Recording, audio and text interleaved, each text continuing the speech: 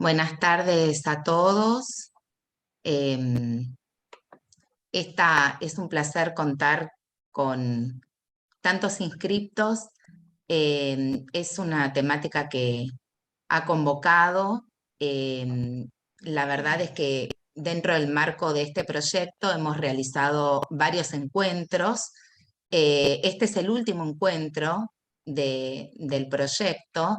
Em, Nosotros cuando empezamos a pensar en, en este proyecto, tratamos de imaginar cuál era la situación de los distintos estados en relación a los compromisos que asumen.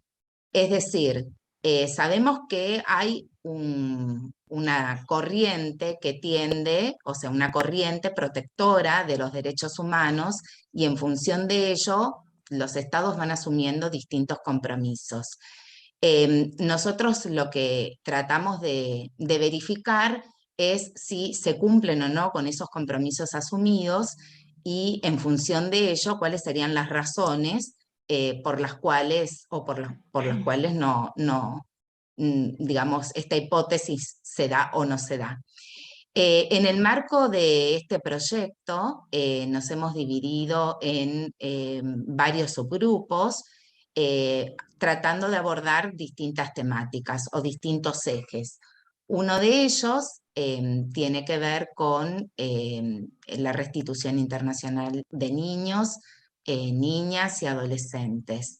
El otro eje de trabajo tiene que ver con los migrantes y el último eje de trabajo es el tema que nos convoca hoy. Para eso eh, tratamos digamos, de hacer participar a distintas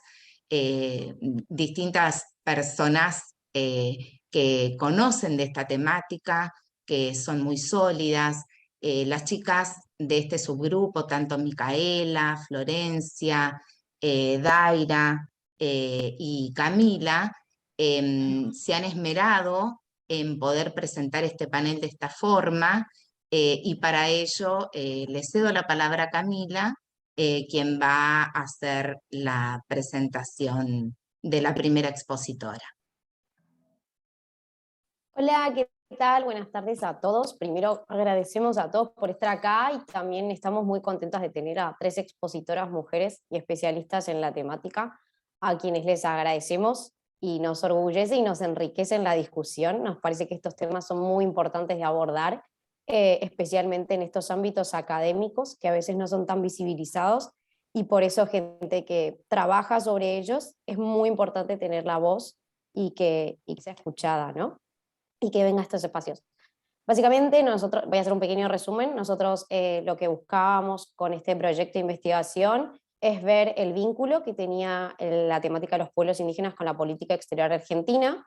Para ello lo que hicimos fue si buscamos cómo era ese vínculo y primero realizamos un análisis y un estudio tanto de la normativa nacional como internacional, también de la jurisprudencia y de los distintos organismos, tanto nacionales como internacionales, en donde se puede apreciar si había o no presencia y acción de estos pueblos. Lo que también pudimos luego, no solo analizamos, también analizamos si eso se aplica o no se aplica y si había cumplimiento o no por parte del Estado argentino. Y eso lo analizamos mediante informes nacionales e internacionales, mediante jurisprudencia también nacional e internacional, como decíamos, y con ello lo que pudimos verificar fue parte de nuestra hipótesis en la cual el Estado argentino, si bien se compromete tanto nacional como internacionalmente, pero luego en la práctica no sucede lo mismo, hay como una brecha bastante grande, y a su vez lo que también observamos fue e intentamos hacer durante este trabajo es hacer un paralelismo con una de las teorías de las relaciones internacionales, que es la corriente feminista, y con ello identificamos 3 ejes, lo cual nos permitió ver que sucedían cosas similares también, que es cómo a veces la participación y accionar del grupo hace que haya cambios nacionales y luego cambios internacionales, como también pudimos visibilizar un aumento tanto en la acción como en la participación de estos colectivos y cómo también se producen cuestionamientos a las estructuras de poder. Entonces, también lo que observamos, si bien el trabajo es mucho más largo, pero es para hacer un pequeño resumen, es cómo ha aumentado su participación y su accionar, pero esto fue más que nada impulsado por el propio colectivo, por las propias comunidades, y no fue por un accionar del Estado, lo cual eso es lo que utilizamos.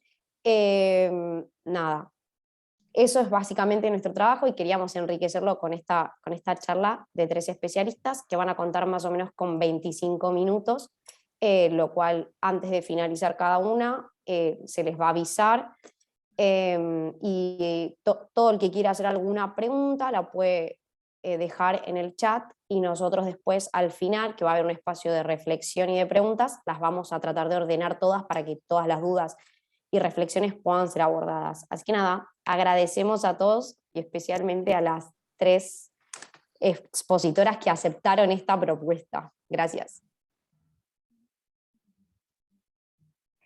Hola, buenas tardes a todos. Bueno, para continuar vamos a presentar a la primera expositora. Es la doctora Silvina Ramírez. Ella es abogada y procuradora de la Facultad de Derecho de la Universidad Nacional de Córdoba. Es doctora en Derecho de la Universidad de Buenos Aires. Se desempeña como profesora de posgrado en la Facultad de Derecho de la Universidad de Buenos Aires y en la Facultad de Derecho de la Universidad de Palermo. A su vez es miembro fundadora de la Asociación de Abogados y Abogadas de Derechos Indígenas. Es asesora de la Academia del Grupo de Acceso Jurídico a la Tierra del Centro de Políticas Públicas para el Socialismo y es miembro de la Junta Directiva del Instituto de Estudios Comparados en Ciencias Penales y Sociales.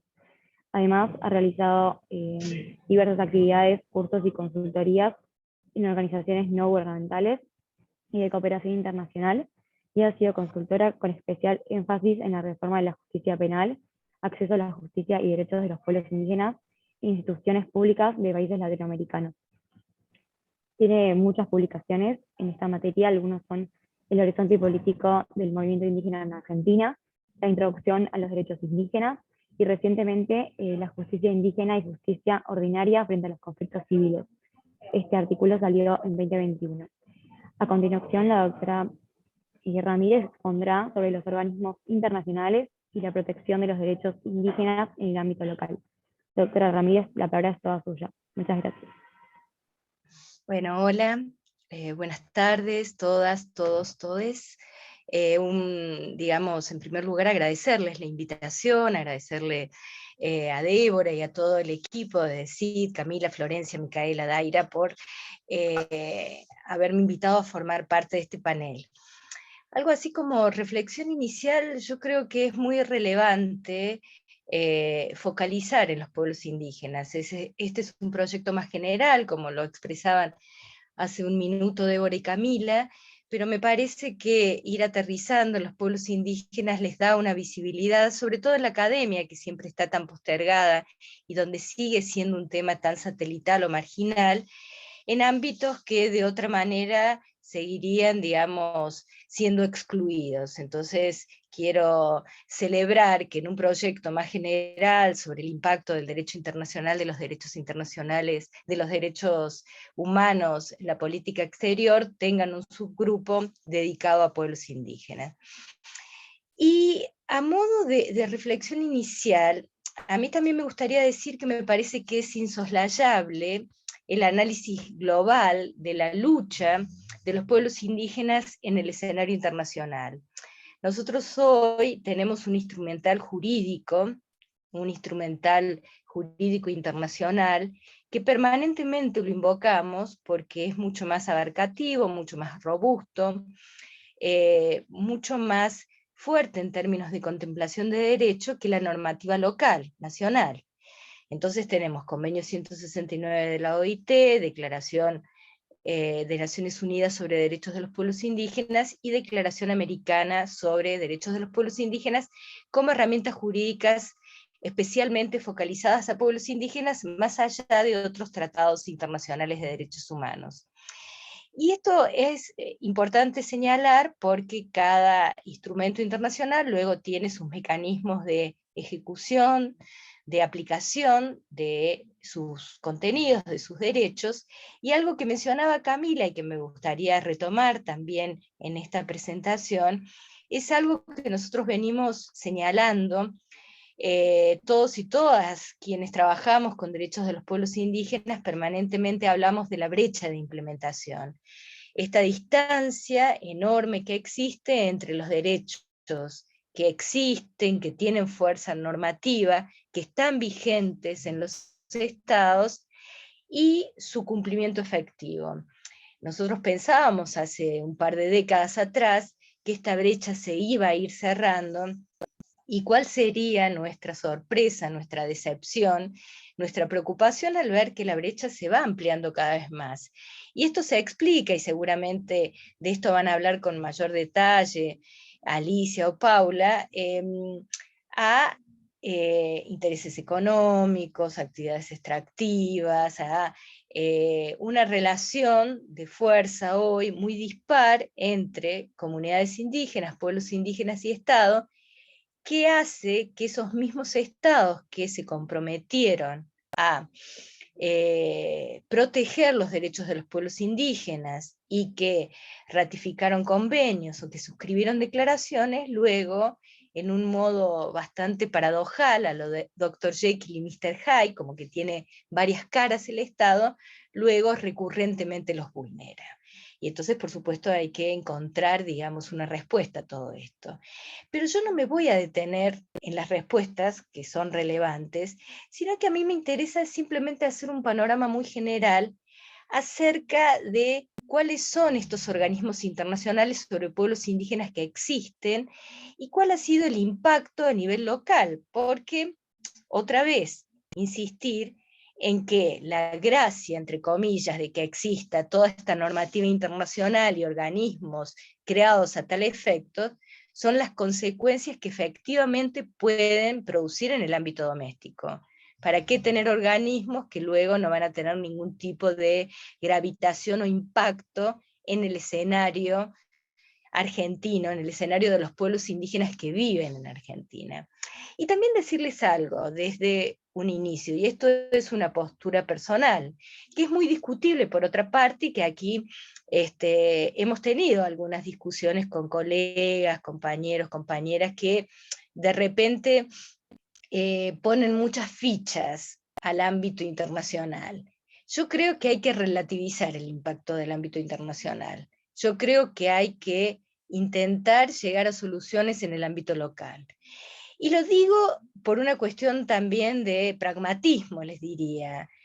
Los escenarios internacionales y los mecanismos internacionales están creados efectivamente para muchos estados y para muchas vulneraciones de derechos, y tienen que transitar un filtro, que es un filtro muy exigente, y entonces es muy difícil encontrar respuestas que puedan provocar una transformación rápida, que puedan brindar una respuesta inmediata a las demandas de los pueblos indígenas y a la vulneración de sus derechos. Por eso yo creo que a veces se generan expectativas de que voy a saltar del ámbito local al ámbito internacional buscando una respuesta, y luego, bueno, hay, digamos, también decepciones y desilusiones por el camino porque esa respuesta demora mucho en llegar. Para dar una descripción rápida, por los pocos minutos con los que cuento, y porque, bueno, es interesante después bajar a tierra con casos concretos, hay dos, digamos, grandes núcleos de protección de los derechos humanos a nivel internacional. Los conocen, pero lo digo rapidito para refrescar. Tenemos Naciones Unidas por un lado, y tenemos la ONU, y tenemos la Organización de Estados Americanos, la OEA, por el otro lado.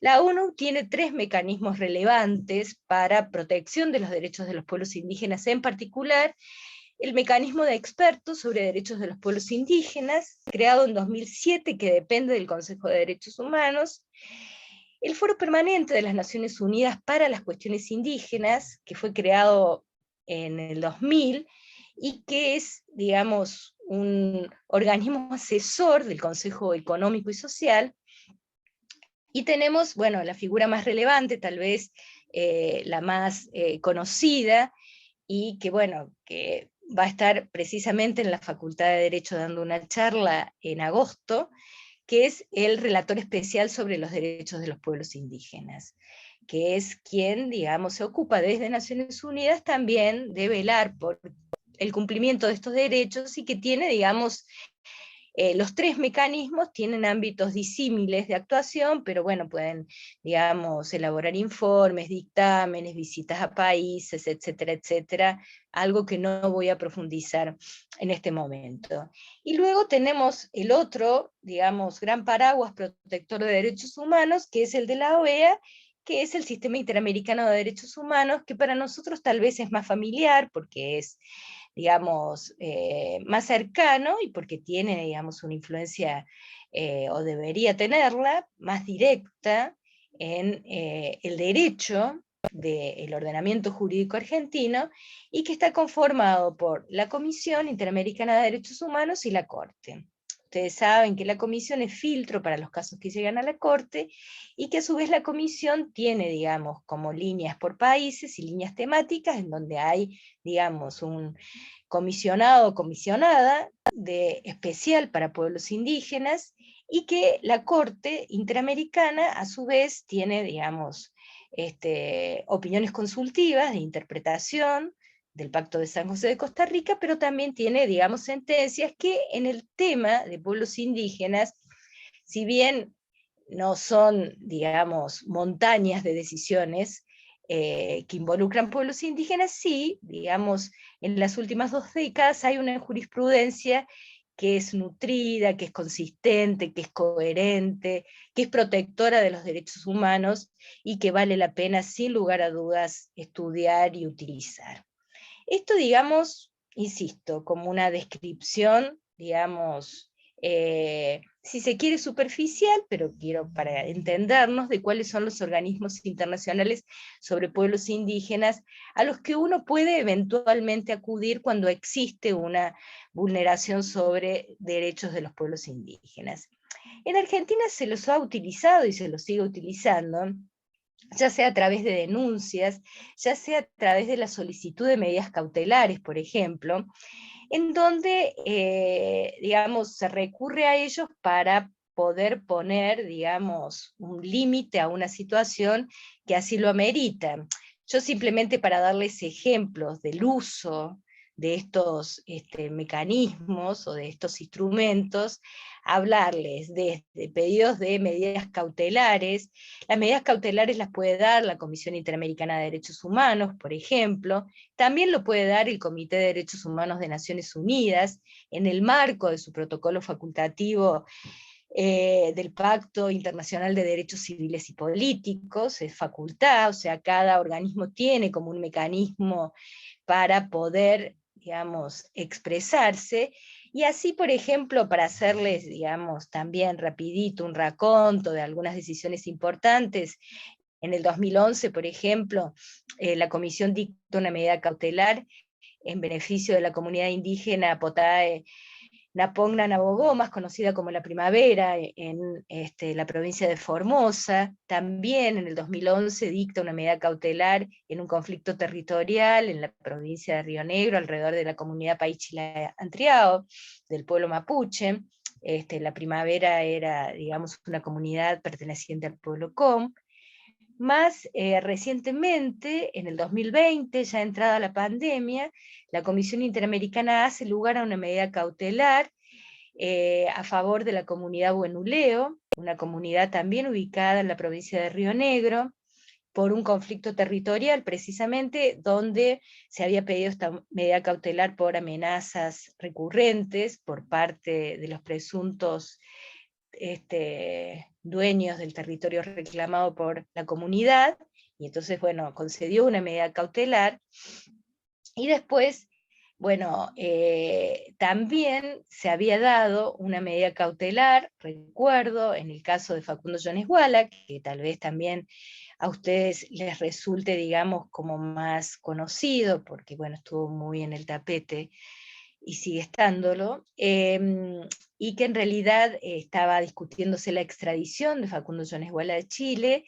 Se pide una medida cautelar al Comité de Derechos Humanos de Naciones Unidas, que se expresa por no extraditar hasta tanto se estudie el fondo de la cuestión, algo que, digamos, creo que el día después de la medida cautelar aterrizó un helicóptero en la unidad donde estaba preso Facundo y se lo llevó de una oreja a Chile.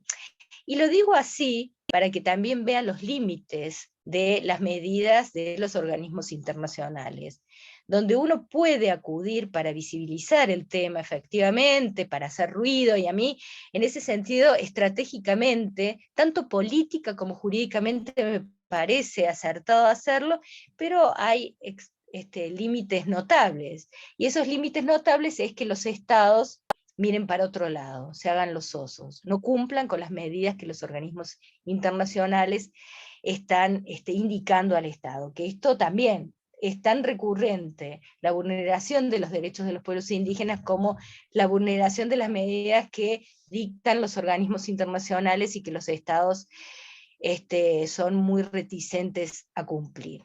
Luego también recuerdo, por ejemplo, se ha utilizado el Comité para la Eliminación de todas las formas de discriminación, ya yéndome a un mecanismo de un tratado internacional, digamos, de derechos humanos, la Convención sobre la Eliminación de todas las formas de discriminación, para, por ejemplo, denunciar a un juez por discriminación, pero otra vez, la reacción es muy acotada, digamos, el comité reacciona, y la Cancillería tiene que contestar esta declaración, y, digamos, en la realidad es poco lo que pasa, es poco el impacto que se logra.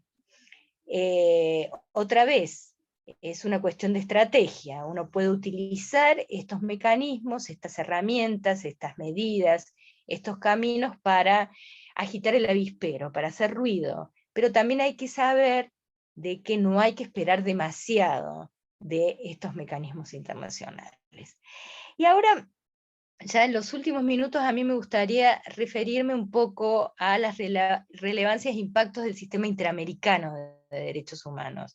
Les decía precisamente porque son más cercanos, y porque en general, y más allá del fallo Fontevecchia, que muchos tendrán presente y que no voy a citar ahora porque no es tema de debate, pero más allá de Fontevecchia, digamos, las decisiones de la Corte Interamericana siguen siendo fuente de derecho y siguen siendo vinculantes para el Estado argentino. Entonces, es importante tener presente, digamos, lo que surge del sistema interamericano, ya sea comisión y sobre todo de las sentencias de la Corte.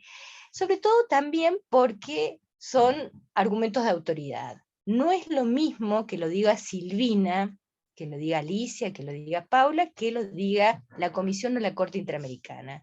Entonces nosotros utilizamos, quienes trabajamos con derechos de los pueblos indígenas y acompañando comunidades en la lucha por sus derechos, invocamos argumentos de la Corte Interamericana, que afortunadamente tiene sentencias que, aunque como les decía, no son tan numerosas a lo largo de 2 décadas, sí son sentencias que son muy bien fundamentadas, bien escritas, bien articuladas, eruditas, o sea que uno invita a leer la jurisprudencia de la Corte Interamericana, porque uno puede sacar letra también para utilizar en los propios argumentos y en el propio litigio que tenga que enfrentar en ámbitos domésticos.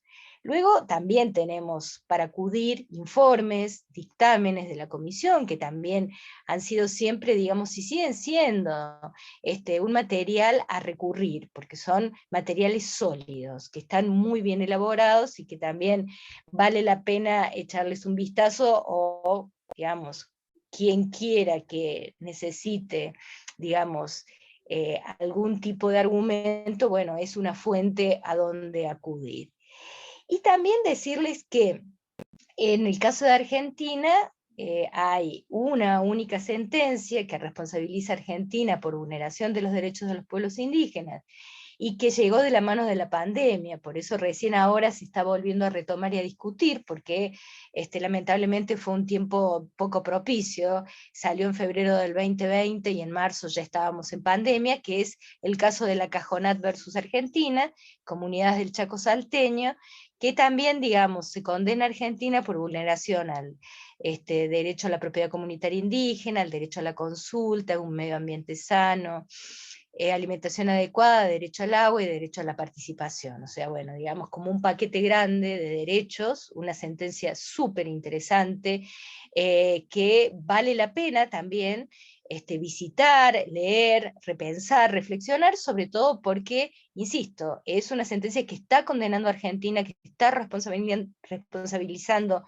al Estado argentino, y que, digamos, dicta una serie de medidas de reparación, de restitución, que son súper importantes y que tienen, digamos, un impacto que deberían tenerlo.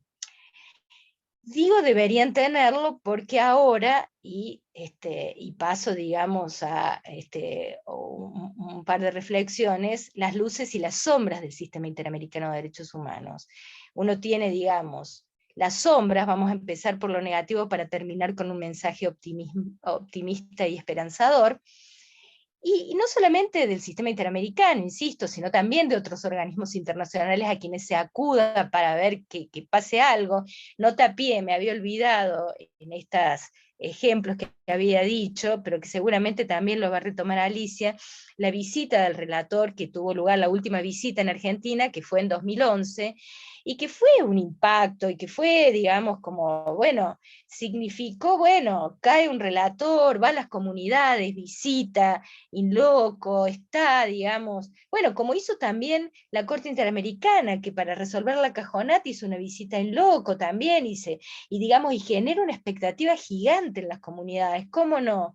Y de esta visita del relator ya va a ser 11 años, y hay que ver la situación de los salineros, que es algo que seguramente Alicia va a conversar, por eso les digo que yo, digo, es importante, no subestimo, pero no hay que sobredimensionar y mucho menos generar expectativas de que esto va a ser la respuesta a, digamos, mis vulneraciones, ¿no?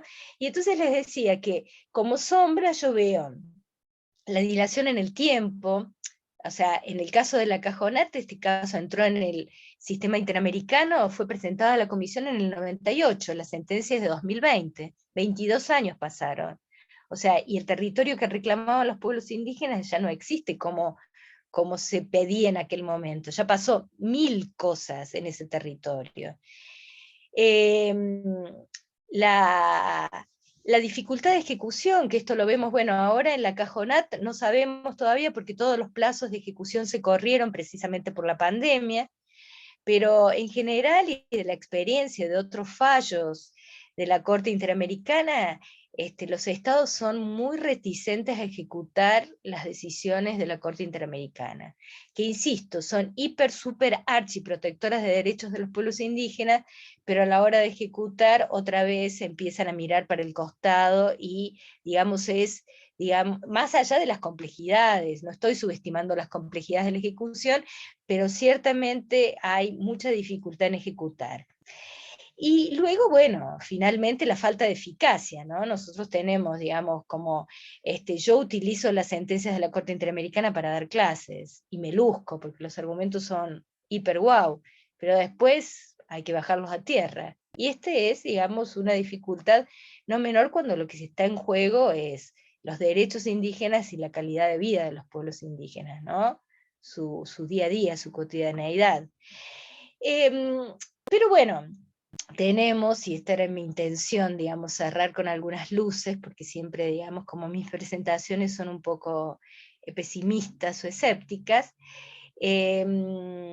también decir de que, bueno, de que, por supuesto, tanto este relator, mecanismos de expertos, foro permanente y sistema interamericano, sin lugar a dudas, permiten visibilizar la vulneración de los derechos de los pueblos indígenas, colocarlas en las agendas. En agendas que, como les decía al principio, en general no existen, ni en las agendas políticas, ni en las agendas académicas, el tema de los pueblos indígenas sigue siendo profundamente satelital y marginal. Entonces es importante, digamos, este proceso de visibilización. Por otra parte, también es una presión a los estados, una presión que es así, digamos, no muy, no la presión que uno quisiera, porque esto de que he repetido varias veces en esta presentación, de que los estados miran para otro lado, son reticentes a respetar o ejecutar y demás, tiene que ver con que, bueno, el sistema internacional en sí tiene poco poder coercitivo, entonces puede haber un reproche internacional, puede haber un tirón de orejas, pero frente a los intereses en juego, creo que los estados se decantan por el tirón de orejas, ¿no? Y esto también hay que tenerlo presente, son una presión, pero no una presión que sea determinante. Y por otro lado, es interesante también como un desarrollo doctrinario de derechos. Nosotros en Argentina tenemos una dificultad muy importante alrededor de los derechos de los pueblos indígenas, que es la ausencia de desarrollo doctrinario. Yo creo que los constitucionalistas le dan muy poca importancia a estos derechos, no ha habido, digamos, como un estudio muy pormenorizado de los temas, somos una comunidad pequeña los que nos dedicamos a esto, y entonces, digamos, estos informes, estos dictámenes, estas sentencias, esta jurisprudencia, viene a darnos letra, que bienvenido sea, porque esto significa poder profundizar en los alcances, en los límites, en qué significa qué cosa cuando hablamos de derechos tan relevantes como derechos territoriales, derecho a la consulta, derecho a la educación intercultural, a la salud, etcétera, etcétera, etcétera, todos los derechos que podamos mencionar. Entonces yo creo que los organismos internacionales en ese sentido son, digamos, como una fuente también que nos permite, digamos, debatir desde distintos lugares y poder nutrir, ponerle carne a esos derechos que muchas veces son así esbozados, o que en el ámbito doméstico son muy austeros. Entonces, bueno, este es el panorama general. Como reflexión final, simplemente decirles que me parece relevante seguir insistiendo en todas las arenas o escenarios en donde uno pueda insistir e invocar y tocar la puerta para demandar por la efectiva garantía y por digamos, el respeto de los derechos de los pueblos indígenas. Pero siempre hago la advertencia de que a veces uno le pide más cosas a los organismos internacionales, y no solo que tienen límites por una cuestión de recursos también, sino que muchas veces los impactos no se sienten, y que yo sigo pensando de que hay que seguir, digamos, como transitando denodadamente el camino local, y bueno, por supuesto que nutrirlo de lo que, digamos, los organismos internacionales puedan proveernos. Bueno, seguramente podremos seguir debatiendo luego de estas presentaciones. Otra vez, muchas gracias.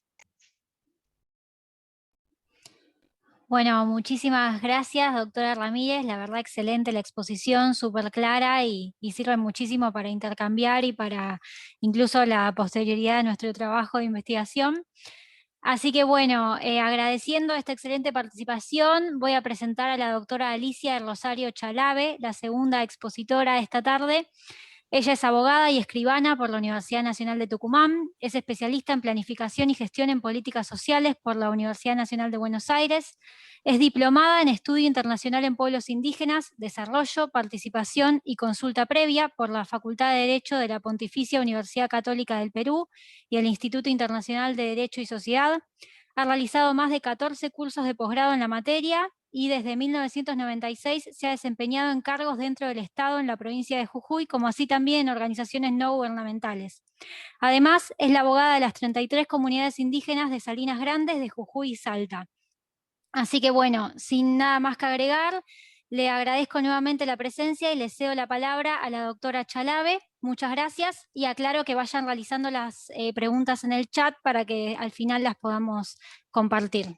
Le cedo la palabra, doctora. Muchas gracias. Muchas gracias a ustedes por invitarme. Buenas tardes a todos y a todas los que están acá presentes en el chat. Les quiero contar un caso que se ha seguido acá en la provincia de Jujuy y Salta, conocido como las 33 comunidades indígenas de Jujuy y de Salta. Esto se inicia en el año 2009, cuando una empresa internacional aparece en la provincia de Jujuy, en Las Salinas, a comprar un pedimento minero de una cooperativa minera local de sal, comprando el pedimento por $1 millón. En ese momento, el presidente de la cooperativa consulta a las familias que forman parte de la cooperativa si iban a vender o no este pedimento que le solicitaban. Y se arma una primera reunión en el pueblo de Santuario de Tres Pozos en el año 2009. Así nos convocan a quienes continuamos hasta el día de hoy trabajando con los salineros, que es Agustina Roca, que es antropóloga, y a mí, que habíamos trabajado antes en la UARMI, en una asociación de mujeres de Rosario Quispe, en Abrapampa. Así que acudimos a Santuario de Tres Pozos, y ahí, bueno, se reúnen muchísimas familias aledañas, porque están muy distantes las comunidades entre sí, y plantean que, habían llegado estas empresas mineras, era la Dajín en este caso, pero había otras, pretendiendo comprar pedimentos en las Salinas Grandes.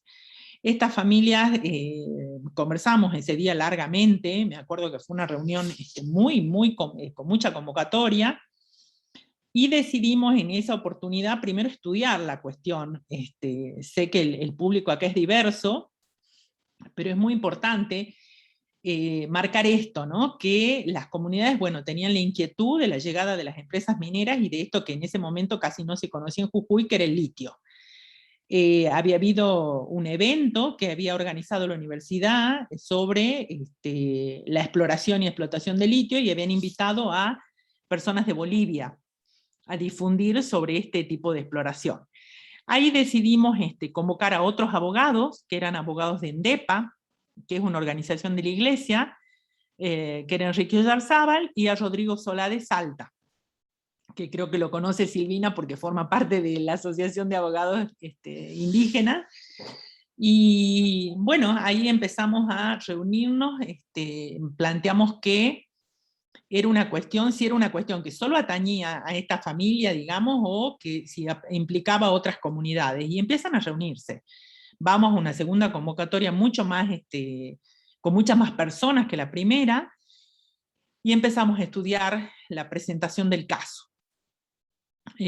Pensamos largamente, tuvimos un año de trabajo, porque esto fue a fines del 2009, y todo el 2010 teníamos reuniones organizativas. Las comunidades viven a 300 kilómetros entre sí, algunas de ellas, y ahí nos damos con la noticia de que también estaban abarcadas comunidades de Salta.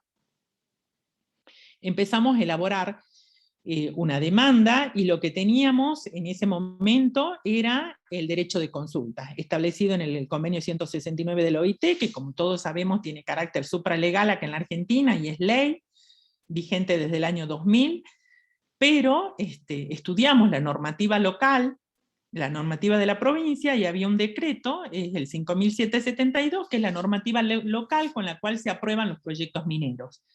Cuando empezamos a estudiar la normativa local, nos damos con que teníamos que hacer, primero que las especificidades del caso. Era un caso por el que teníamos que ir a la Corte Suprema, porque había implicada personas de dos jurisdicciones, las provincias de Jujuy y de Salta. Definimos quiénes iban a ser los actores, en una tarea bastante difícil porque viven muy alejadas las comunidades entre sí, pero decidimos trabajar todo ese año. Había reuniones una vez al mes, y luego juntar la documentación de estas 33 comunidades con la confección de los poderes y demás, y toda la información que tuviéramos sobre los proyectos de exploración. Teníamos muy poca información. Acudimos, por supuesto, a los juzgados correspondientes de Jujuy y de Salta en busca de información, y confeccionamos la demanda. Un año nos ha llevado la confección de la demanda, y ahí decidimos también, con Agustina, estudiar. Y partimos a la Universidad de Perú, a la pontificia, que enseña Raquel Irigoyen Fajardo, bueno, que es una especialista en la materia, y planteamos que tenía que tener este caso, además de ser un caso legal, seguir una estrategia jurídica, teníamos que tener impacto internacional, porque estaban, sobre todo el reconocimiento de estos derechos indígenas, estaban en instrumentos internacionales que no habían tenido implementación en la Argentina. Implementación me refiero a que haya sido a través de una reglamentación local en la provincia de Jujuy, reglamentado el derecho de consulta y que su aplicación fuera obligatoria, antes de cualquier proyecto de exploración o explotación que se decida. Era sobre todo los minerales, pero en este caso estaban afectados fundamentalmente el litio.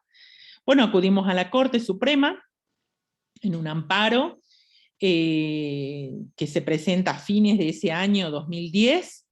Después, en el año 2011, en esta decisión que se había tomado de seguir otros caminos, además del de la Corte, viaja Rodrigo Solá y Clemente Flores, que es un miembro de una comunidad del Moreno, viajan al mecanismo del Relator Especial de los Derechos Indígenas, ¿no? Con la visita en Ginebra, en el mes de julio, esto todo se puede encontrar en el sistema, digamos, en la web, inscriben el caso.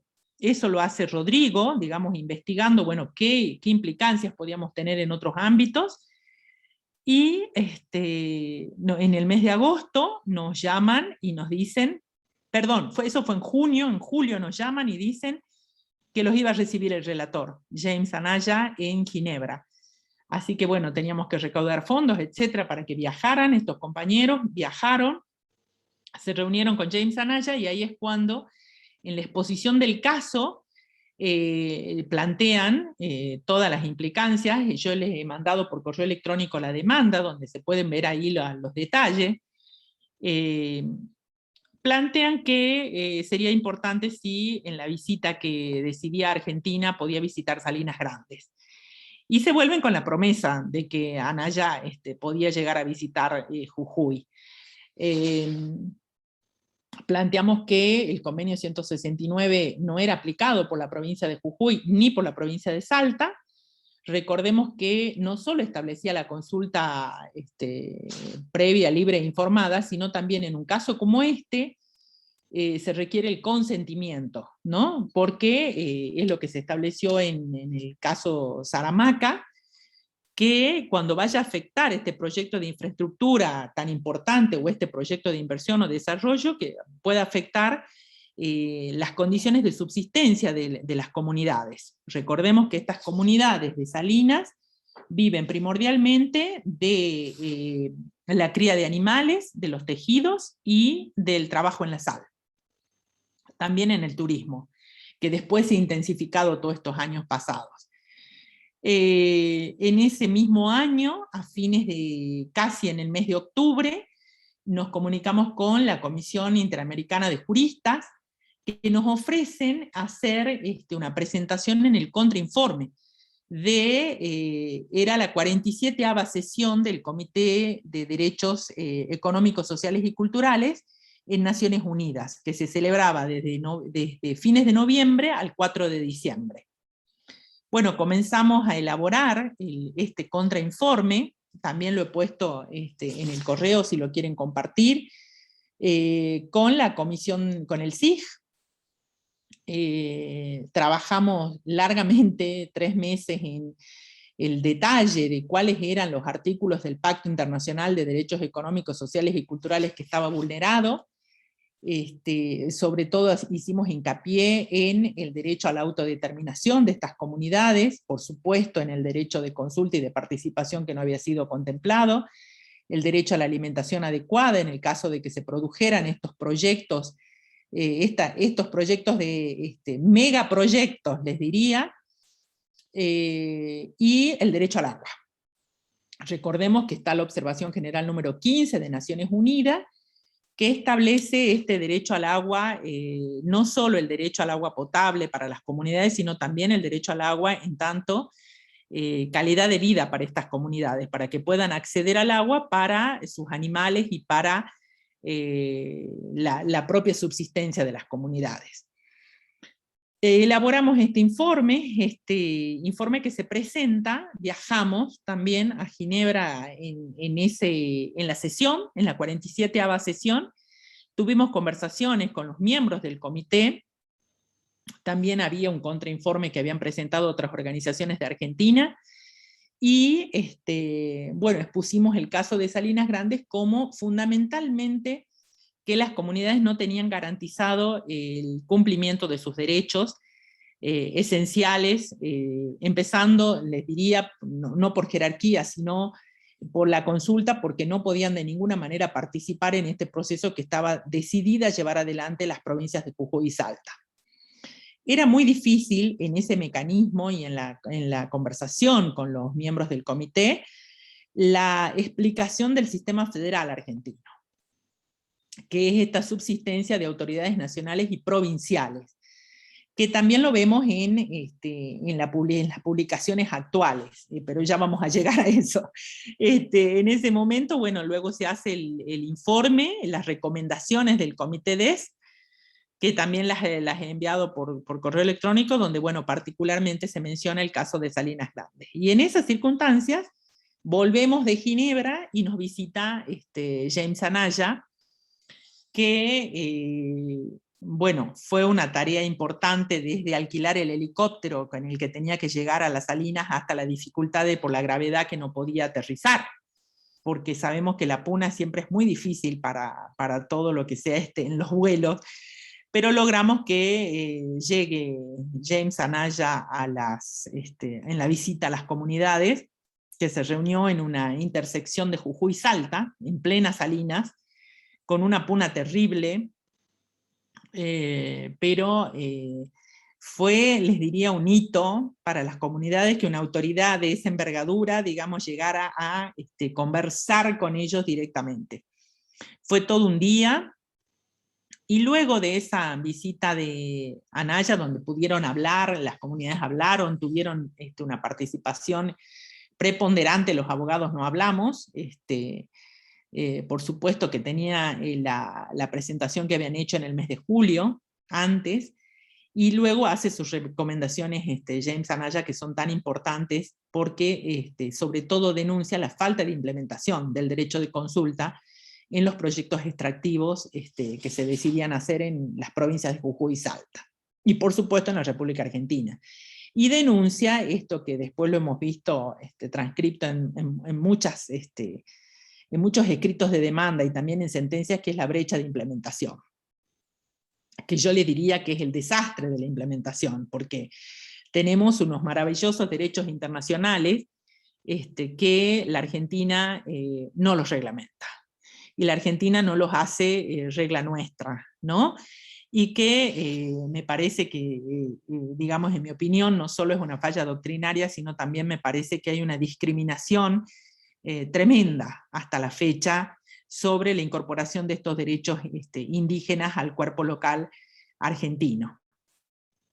Y después, bueno, viene la sentencia, tenemos la audiencia en la Corte Suprema, que convoca a las comunidades de Jujuy y Salta, pero solo podía hablar Jujuy, y a las autoridades de Jujuy, en ese debate que se dio en la audiencia, sobre todo se marcó de qué es lo que pretendíamos, y lo planteamos, que no se habían dado todavía en la exploración y la explotación de los proyectos de litio en Jujuy, pero que queríamos la implementación de ese derecho en forma preventiva, porque la Argentina no tenía la reglamentación del derecho de consulta, ni tampoco las provincias en las que vivían las comunidades.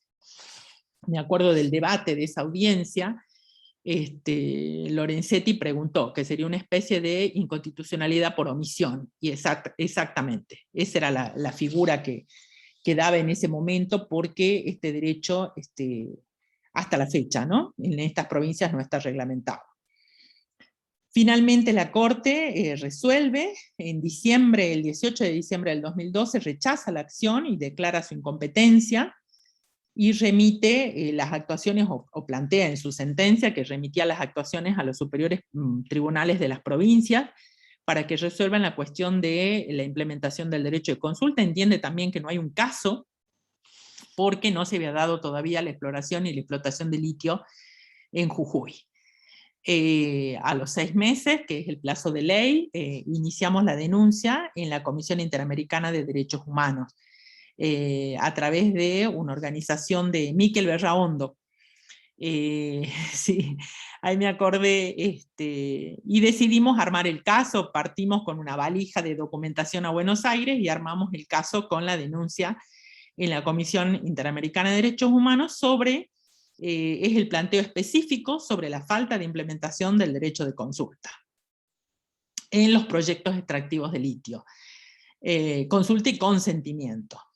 Bueno, a partir de ahí empieza, desde, les diría, 10 años, desde el 2012 hasta el 2022 que estamos acá conversando, una intensa actividad por parte de las comunidades que han tenido que ver con amistades y con vínculos internacionales a través de foros, paneles, organizaciones, les diría, de muchísimos lugares, de Estados Unidos, de Francia, Alemania, que viajó Clemente en varias oportunidades, pero fundamentalmente lo que se decidió, amén de hacer amigos, era difundir el caso de Salinas, porque uno de los puntos de los casos que uno vaya a plantear es que tiene que tener una estrategia comunicacional, para que pueda tener impacto no solo sobre los actores locales, sino también en una estrategia global, que podamos conocer el caso a nivel internacional. Así que, bueno, fueron años muy intensos de actividad, y en esos años se decide en el año 2015, Rodrigo se embarca en esa misión de hacer un protocolo de consulta. Se consiguen los fondos para hacer el protocolo de consulta, que se elabora con FARN, con la Fundación de Ambiente y Recursos Naturales, que es el Cachiyupi, o huellas de sal. Y se hace ese protocolo de consulta para las comunidades de La Cuenca y Salinas Grandes y Laguna de Guayatayop, y en ese proceso, en ese librito, digamos que es el proceso de consulta específico para las comunidades de Salinas Grandes, se establece un paralelo en el proceso de consulta con la extracción de sal en las salinas, con la actividad que llevan adelante las comunidades, donde fundamentalmente la diferencia, digamos, desde el punto de vista cultural, con cualquier otro proceso, es que se plantea que la sal no es un recurso muerto ni es un mineral, sino que es un recurso vivo. Es algo con el cual comparten su vida. Así que se hace un paralelo entre el sistema de extracción de sal ancestral de las comunidades y el proceso de consulta. Entonces empiezan con la construcción de los piletones para año a año hay un periodo que es la cría de la sal. La cría de la sal primero se empieza construyendo los piletones entre octubre y diciembre de cada año, después vienen las lluvias, en esos piletones se forma una costra de sal con la lluvia, y luego viene la época de cosecha. Entonces hizo un paralelo entre ese sistema de la sal a través de etapas con el proceso de consulta. Que también correspondía a estas etapas de la sal. Por eso es que se llama huellas de sal. Y se establece, bueno, cómo debía ser esa consulta, quiénes debían ser consultados, cómo tendría que ser el proceso. Es un documento muy bueno que han elaborado durante un año entero también, con asambleas comunitarias durante un año, con muchas reuniones. Ahí se desarrollan también talleres donde se establecen cuáles eran los derechos que estaban en vilo, y cuáles, digamos, qué es un proyecto extractivo, cuáles son las etapas de ese proyecto. Se establecen los parámetros, los estándares que debían cumplir desde el punto de vista ambiental y desde el punto de vista de los derechos indígenas, y se elabora ese protocolo. Luego viene el cambio de gobierno en la provincia de Jujuy y también en la provincia de Salta, y entre las primeras medidas de gobierno que habían conversado con el gobernador era establecer la implementación del Cachiyupi a través de un decreto para que se cumpliera en los proyectos extractivos en las Salinas Grandes. Fueron puras promesas. Se reunieron en la comunidad de Alfarcito, que ahora está rankeada como uno de los pueblos maravillosos del mundo, Bueno, estuvimos ahí en una mega reunión, trabajamos bastante en esa feria judicial para hacer el decreto del Cachiyupi, con la Fiscalía de Estado de la provincia de Jujuy, y finalmente no se cumplió. No se cumplió, no se hizo realidad la implementación del Cachiyupi, y bueno, empezamos hace 2 años, post pandemia, con una lluvia de proyectos en Salinas Grandes. Lluvia de proyectos. Lluvias de proyectos de exploración, en este momento son 32 grupos mineros. Está todo cuadriculado las Salinas Grandes, por lo menos con proyectos de exploración, con pedimentos, y seguimos teniendo el viejo decreto 5.772 del año 2010, sin que se haya implementado la consulta a las comunidades indígenas. Lo mismo pasa en Salta. Las que más menciono son Jujuy, porque son las más aledañas a donde donde vivo, pero Salta está siguiendo el mismo proceso. Y llegamos a esta situación actual donde hay una nueva demanda en la Corte pidiendo estudios hidrogeológicos, y que sea considerada como cuenca la laguna de Guayatayo, que es una cuenca. Esto fue también en la Corte Suprema de Justicia de la Nación, que está a despacho hace 2 años. Y en el caso de Jujuy hemos presentado una demanda de amparo en el juzgado ambiental pidiendo todos estos proyectos de pedimentos mineros que estoy mencionando. La consulta permanente de parte de otras organizaciones del país, inclusive también hemos trabajado con la UBA Geopolítica del Litio, en el grupo que armó esos libros que ya tienen dos etapas, con Mel Argento y otros economistas, y con Marcelo Estico, que es geólogo, también en el estudio de la cuenca.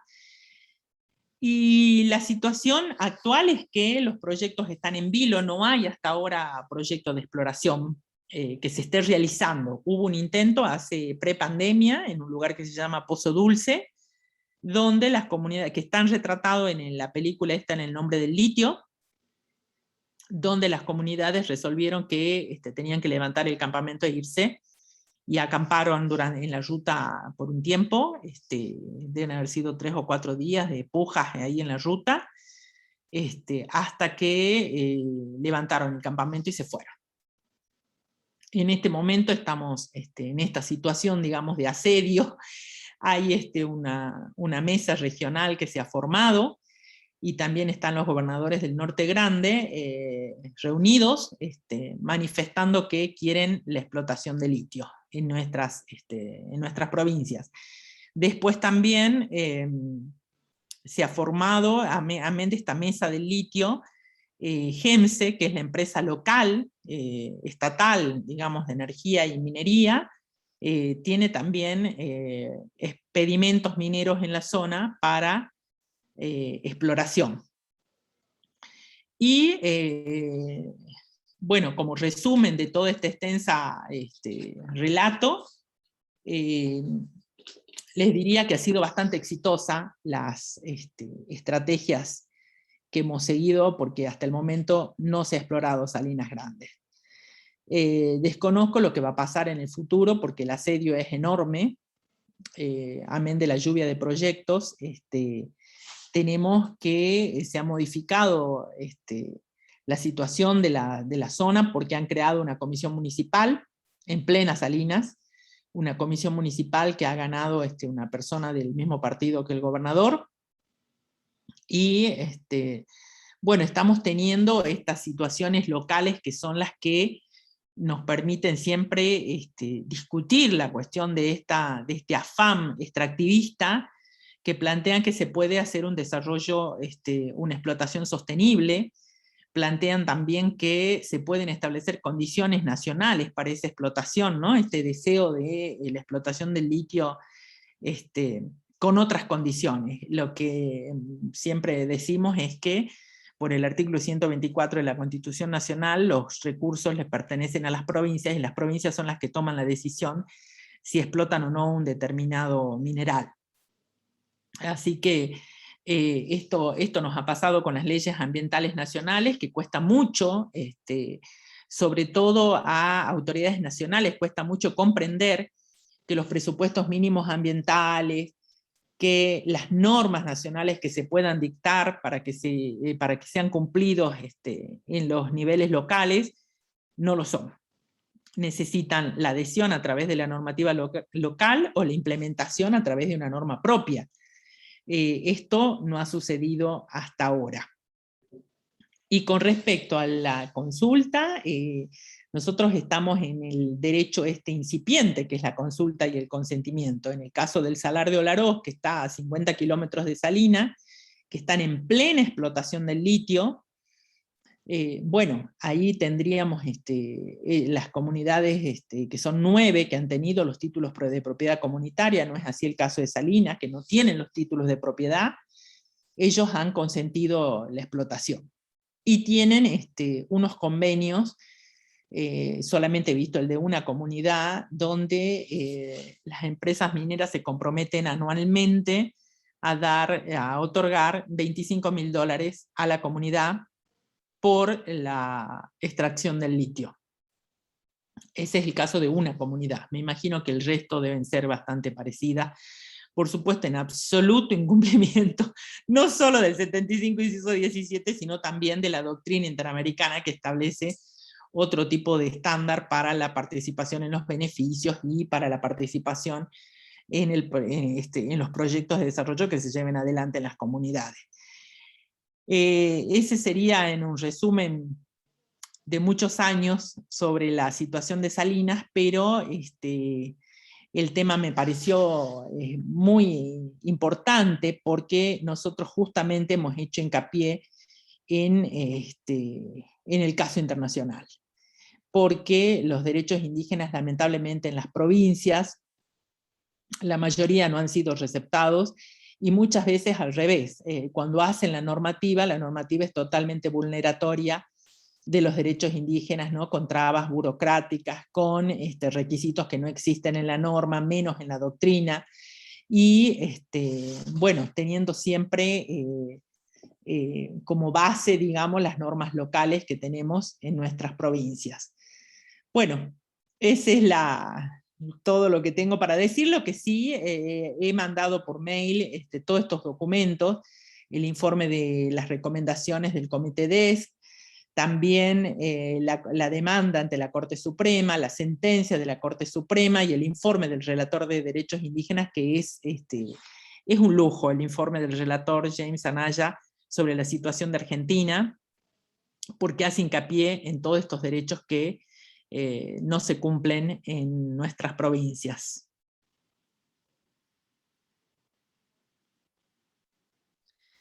Bueno, muchas gracias, Alicia, por tu presentación. Me pareció muy interesante, nos pareció muy interesante el caso puntual que contabas. Bueno, viene en línea también un poco con el escepticismo del que hablaba Silvina, ¿no? Respecto de la normativa internacional y cómo no se aplica, o incluso a veces termina siendo vulneratoria de derechos de los pueblos indígenas. Así que te agradecemos muchísimo tu presentación.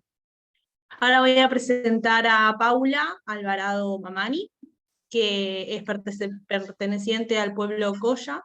Tiene una amplia participación en organizaciones de comunidades indígenas, como la Comunidad Tres Ombúes de La Matanza y la Asamblea de Articulación de los Pueblos Collasuyu. Es abogada de la Universidad de Buenos Aires, especialista en Derecho Internacional de los Derechos Humanos y docente en la Facultad de Derecho de la misma universidad. Trabaja representando diversas causas que involucran comunidades y organizaciones indígenas en Cava, provincia de Buenos Aires y Formosa. Entre ellas fue patrocinante de la masacre de Rincón Bomba, que fue el primer juicio por crímenes de genocidio contra pueblos indígenas en el Estado argentino. Así que, Paula, te escucho.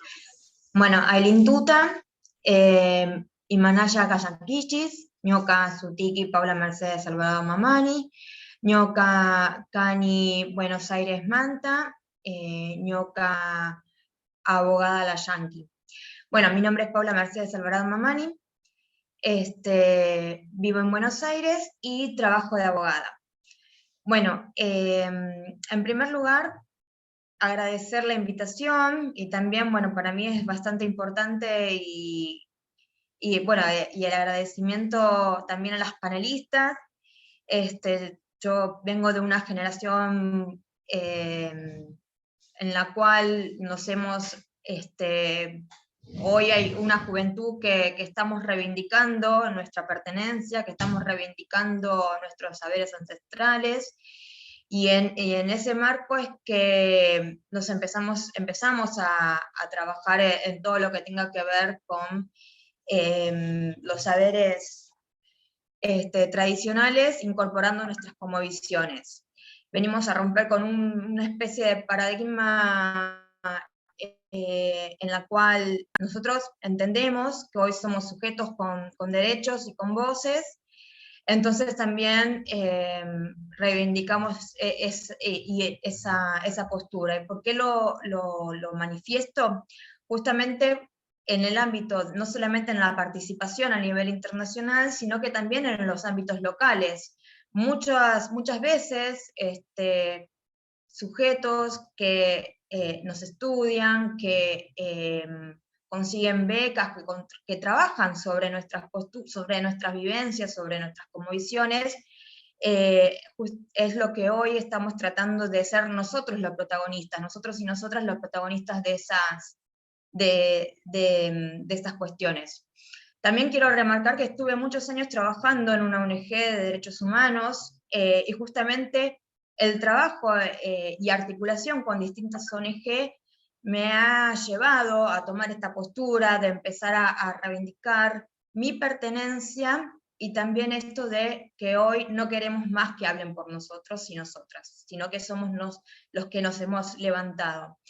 En ese sentido también agradezco el acompañamiento de muchas organizaciones, y en este caso, bueno, en la Facultad de Derecho, que estén tomando estos temas, que hoy se encuentra un poco más en boga, que hoy,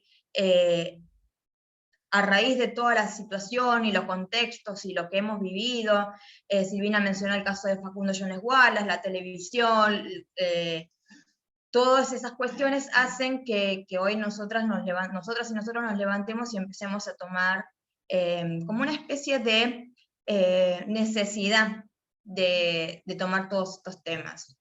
También comentarles que formo parte de las ISAS, que es un medio de comunicación indígena, compuesto por mujeres indígenas, en el cual lo mismo, reivindicamos las voces de quienes son los protagonistas, reivindicamos las voces de quienes se encuentran en esas situaciones de vulneración de derechos, desde entendiendo que ellos y ellas son los protagonistas. Bueno, un poco para comentarles justamente este avance que hubo en el derecho internacional, es mencionar que todos estos derechos, todos estos sistemas, todo esto que se mencionaban de los órganos, de los comités, de los relatores especiales, surgen a raíz de las luchas y reivindicaciones de los pueblos indígenas, ¿no? Esto también tiene que quedar claro, porque no fueron los estados que son buenos para con los pueblos, sino que son cuestiones que han surgido de batallas, de ir y de presentarse, de actuar, de trabajar, y que no han sido otorgados del Estado, sino que son producto justamente de estas luchas. Hoy encontramos en nuestro sistema una amplia gama de reconocimientos de derechos humanos, como bien mencionaba en el artículo 75, inciso 22, que trae una serie de instrumentos que varios pueden ser aplicables a los derechos indígenas. Por otro lado, el famoso 75, inciso 17, el famoso 75, inciso 19, que desde 1994 viene a modificar un poco esta cosmovisión, esta visión monocultural, y empezar a incorporar que dentro del Estado argentino existen diferentes naciones. En la actualidad, desde la militancia indígena, entendemos que somos alrededor de 50 naciones en el Estado argentino, y bueno, y esta incorporación, artículo vino a modificar esa visión monocultural, monorreligiosa también, ¿no? La incorporación de varias espiritualidades. También encontramos el artículo 42, que, ¿por qué menciono esto? Hoy el convenio de biodiversidad y el protocolo de Nagoya están siendo utilizados como instrumento de derechos indígenas, en la cual, bueno, no solamente tiene que ver con nuestros saberes ancestrales, sino que también todo lo que tenga que ver con recursos genéticos y toda la cuestión de marcas y patentes que hoy se están reivindicando. En este sentido, no solo mencionar el convenio 169 de la OIT, sino que también la Declaración Universal de Naciones Unidas de los Pueblos Indígenas y la Declaración Americana. No quiero aburrir con un poco de todo lo que se ha comentado, pero sí me parece importante mencionar esto que la voz, la participación. Como bien dijimos, tenemos el convenio 169 de la OIT, justamente la Organización Internacional del Trabajo, es un órgano tripartito, ¿no? Tenemos el Estado, los empleados y los empleadores. ¿Dónde estamos las comunidades en este sentido? ¿Dónde estamos? ¿Dónde nos encontramos? ¿Cómo accedemos justamente a un convenio que viene a, si bien forma parte de la Organización Internacional del Trabajo, la doctrina ha expresado que también trabaja, cuestiona, proyecta sobre derechos humanos? Es un manual de derechos humanos, no solamente tenemos ahí reconocidos en el artículo 6, esto que Alicia mencionaba sobre la consulta y la participación, sino también tenemos el concepto de tierras y territorios, la implicancia de los recursos naturales. Justamente es un instrumento súper importante que viene a traer todo este avance de los derechos colectivos de los pueblos indígenas, pero fíjense que ahí las comunidades no tenemos participación directa, o sea, yo no puedo ingresar en el sistema de la OIT como comunidad Tres Ombúes de La Matanza. Y eso también es lo que hoy nos estamos cuestionando, lo que hoy nos preguntamos, ¿no? ¿Tenemos que acceder o tenemos que tener contacto, tenemos que empezar a trabajar con otras instituciones? En este caso, en la OIT participan, me refiero a empezar a hacer alianzas también, en este caso sería o la CTA o alguna organización que tenga, que forme parte de la OIT. Nosotros como comunidades en sí no podemos participar ahí. Otra cuestión importante que también Silvina mencionó, el tema del sistema universal, el sistema de Naciones Unidas. Como bien les comenté, trabajé muchos años en una ONG de derechos humanos y nuestra participación exclusivamente, en mi caso soy también, me faltan algunas materias para ser politóloga, con orientación en relaciones internacionales, entonces todo mi experticia iba en lo que eran los instrumentos, todo lo que tenga que ver con el sistema internacional. Consejo de Derechos Humanos. Se abren las sesiones 3 veces al año, la agenda, una agenda, hay una temática exclusiva de pueblos indígenas, y ¿quiénes participan ahí? ¿Puedo otra vez yo, como Paula Alvarado Mamani, presentarme en la Asamblea, en el Consejo de Derechos Humanos, a exponer sobre las violaciones de derechos humanos de los pueblos indígenas? No, justamente son las ONG, desde la asociación, desde la sociedad civil, quienes tienen estatus consultivo. Otra vez, si uno quiere participar como comunidad, tiene que hacer una alianza, o en mi caso, pertenecer en ese momento a una ONG que tenía estatus consultivo en Naciones Unidas, ¿no? Y esto viene a colación que también, y es una cuestión para que empecemos a reflexionar, hablamos del convenio 169 y hablamos de una declaración. Si bien los que somos abogados en estas cuestiones, usamos ambas herramientas de manera indiferente, indistinta, entendemos que todo forma parte de un corpus iuris, muchos nos empezamos a debatir por qué no hay un instrumento de derechos indígenas dentro de Naciones Unidas. Si bien es cierto que todo lo que forma parte de la declaración se encuentran en distintos instrumentos, Convención contra el Genocidio, discriminación racial, mujeres, el artículo 31 de la Convención de Derechos del Niño, que habla específicamente del derecho del niño, ¿por qué no tener un instrumento justamente en el cual no solamente sea específico, sino que también contenga o tenga, en este caso saben que los órganos de los tratados se forman los comités, un comité específico, ¿no? Y eso es una de las cuestiones. ¿Y por qué lo comento? Yo ahora empecé a hacer hace poquito,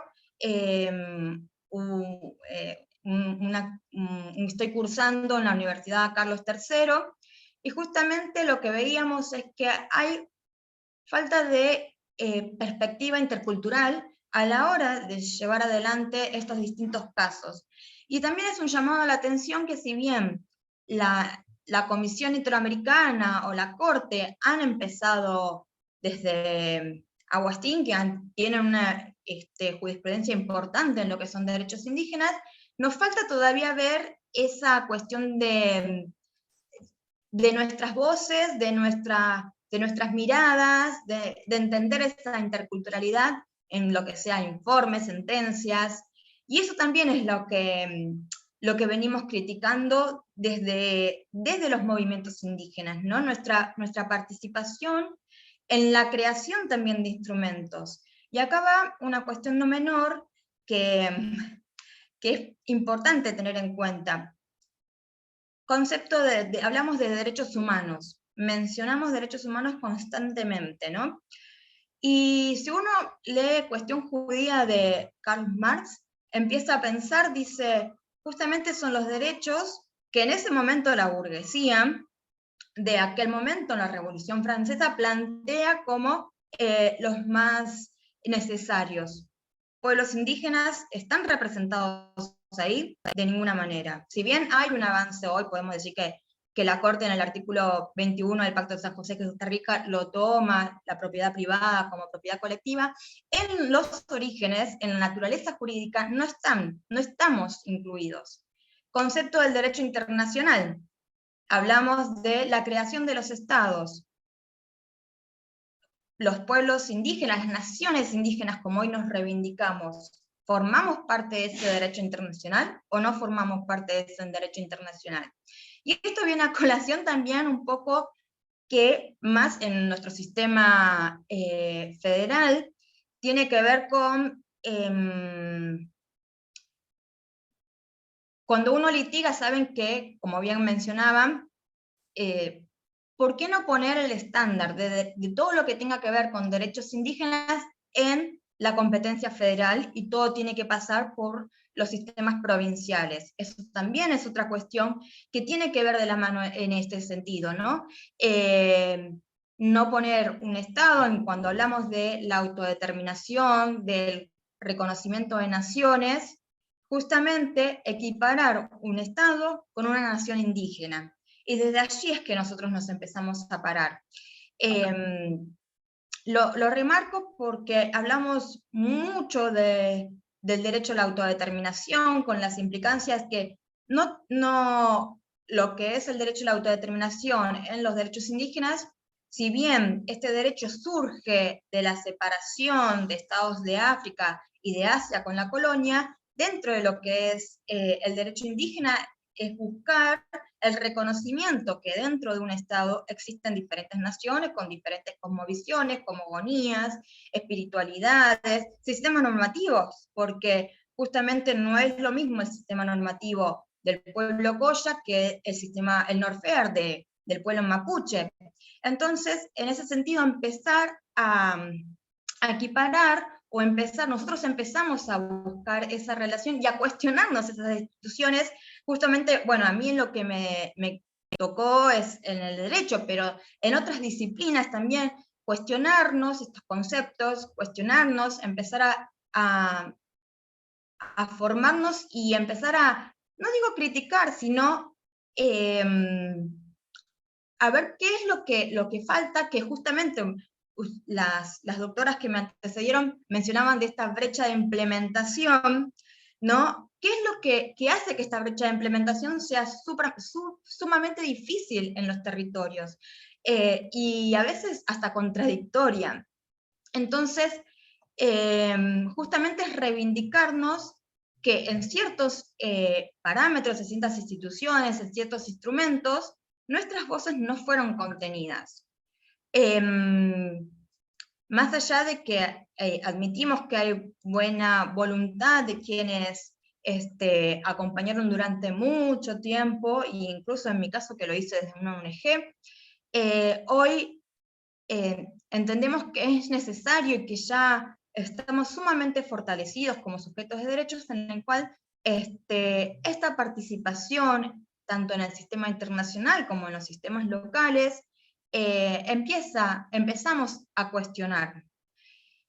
Por otro lado, también mencionar, y esto viene a desarmar un poco el esquema de lo que quería comentarles, como venía armando mi ponencia, pero a raíz de los ejemplos que fueron comentando, cómo la cuestión económica atraviesa, ¿no? Hablaban del sistema internacional, hablaban de viajar a Naciones Unidas, y esto, si no hay alianzas, una comunidad, por más que quiera, no puede llegar a esos espacios internacionales. Es muy difícil, que incluso me ha pasado a mí cuando yo me alejé de todas estas, de las ONG de derechos humanos, ¿cómo conseguís un pasaje? ¿Cómo la comunidad puede esperar cierto comité, cierta caudal de personas, si no tiene recursos económicos, ¿no? Entonces, y esto también viene de la mano de esta autodeterminación y reconocimiento, ¿no? Porque muchas veces también ha pasado que en nombre de las comunidades, ONGs u organizaciones, sacan subsidios, obtienen subsidios, y también ahí vemos un poco, no hablo de protagonismo, sino que la articulación directa, no quiero ser grosera porque justamente, pero sí vemos que es necesario tener o alianzas o empezar a desarrollar este concepto de desarrollo económico dentro de las comunidades, para empezar a valernos por nosotros mismos, y no, esto me surge ahora, perdón, pero a raíz de todo lo que ustedes comentaban de Jujuy a Buenos Aires, nosotros, como bien dijeron, yo formé parte de lo que es la asesoría de la Federación de Comunidades Indígenas del Pueblo Pilagam, y ¿saben lo que costaba ir desde Las Lomitas hasta Formosa Capital? Había que hacer rifas para conseguir pasajes. Me imagino lo que debe ser desde Buenos Aires hasta Jujuy, o desde ir hasta el sistema interamericano. Si uno no tiene un desarrollo económico dentro de las comunidades, pensado por las comunidades, es muy difícil sostener toda esta demanda internacional. Y así sí, hablo un poco, me acerco a lo que comentaba Silvina Ramírez, esto que hay muchos abogados, abogadas que ven la cuestión del derecho internacional, de llegar, de acceder, quiero mi demanda en la Comisión Interamericana, y mucho nos alejamos de lo que sucede en los territorios, la realidad territorial, ¿no? No solamente esto de la economía, sino que también la cantidad de años. A ver, una justicia que es tan lerda, ¿no? Tardar tantos años en obtener una sentencia, ¿es justicia? ¿Es realmente lo que se busca? Y si nos ponemos a pensar, es dudoso eso, ¿no? ¿Qué entendemos también por esta justicia? Porque ya esto que hablábamos de la restauración, una reparación, cuando han pasado tantos años, si bien es sumamente simbólico, y lo hablo desde la experiencia personal con el caso de Rincón Bomba, es bastante alejado de la realidad y de lo que pasa en los territorios.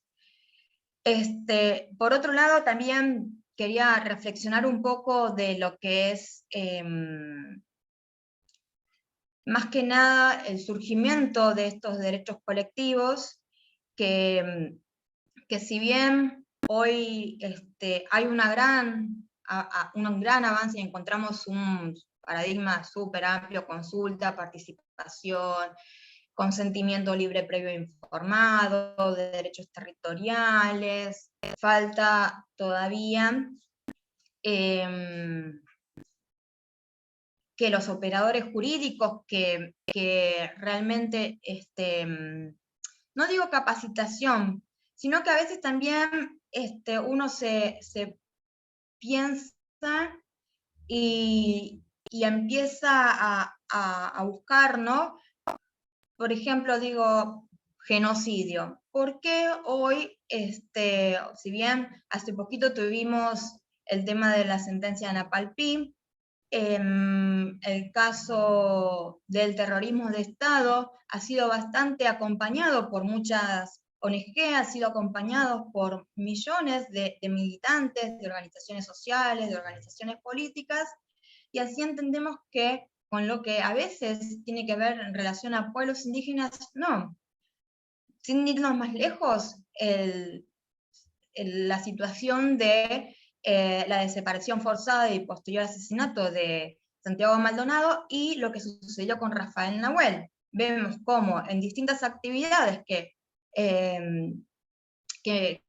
tienen que ver, no, uno es un hermano indígena, otro es un acompañante a las comunidades indígenas que estaba de acuerdo con esta cosmovisión, vemos muchas veces cómo la sociedad elige, cómo las organizaciones eligen, o cómo los medios de comunicación, y esto también hay que mencionarlo, eligen a qué darle más voz que a otro, ¿no?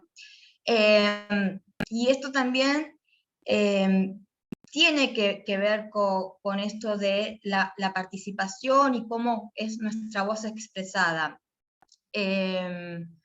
Por otro lado, también comentarles que hoy, actualmente, muchas de las organizaciones indígenas estamos dando vueltas sobre los conceptos tradicionales. Yo formo parte del movimiento de mujeres indígenas por el buen vivir, y estos conceptos de ecocidio, genocidio, los hemos empezado a revisar, ¿no? También porque justamente entendemos que en esa normativa no estuvimos presentes a la hora de plasmarla en un papel o de plasmarla en lo que en un instrumento jurídico. Y así es como varios o varias estamos reivindicando otros tipos de derechos, estamos también empezando a hacer valer los derechos cómicos, y sin irnos más allá, bueno, el ejemplo de Ecuador, los sujetos de la naturaleza, la madre, la Pachamama como sujeto de la naturaleza, y en ese sentido, y en esa línea es que hoy las reivindicaciones indígenas, no solamente en el ámbito internacional, sino que también en el ámbito local, empezamos a revisar estos conceptos que han sido desarrollados sin la participación indígena.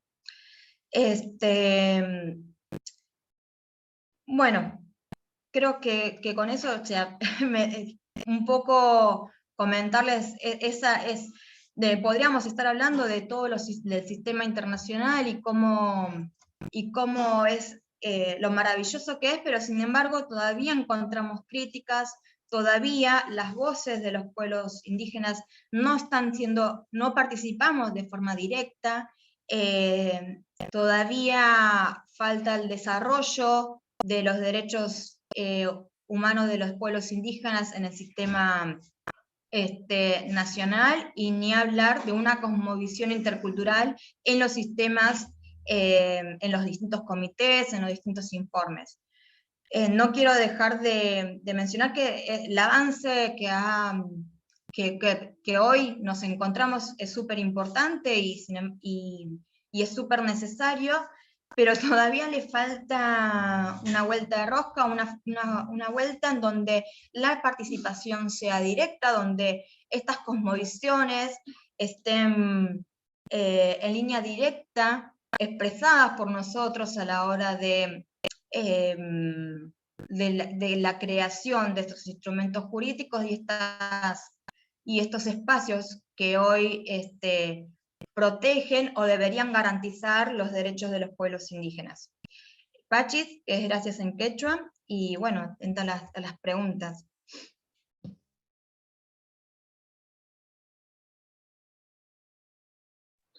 Bueno, muchas gracias, Paula. Bueno, para quienes no me conocen, soy Agustín, soy codirector del DESIT junto a Debbie.